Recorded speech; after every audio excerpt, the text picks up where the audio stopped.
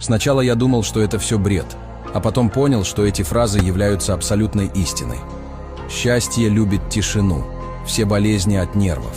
Меньше знаешь, крепче спишь. Всему свое время. В гостях хорошо, а дома лучше.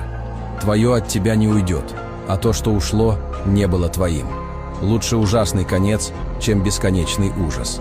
Все, что не делается, все к лучшему. Лучше быть одному, чем вместе с кем попало.